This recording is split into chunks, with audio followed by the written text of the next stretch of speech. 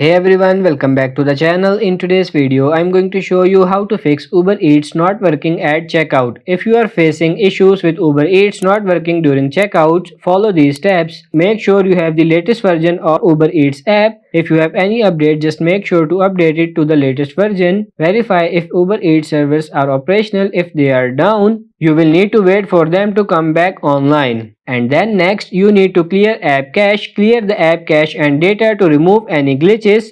On Android, what you have to do is you just have to tap and hold on this and go for this app info, and you will find this clear data. Click on it and you can clear the cache or clear the data.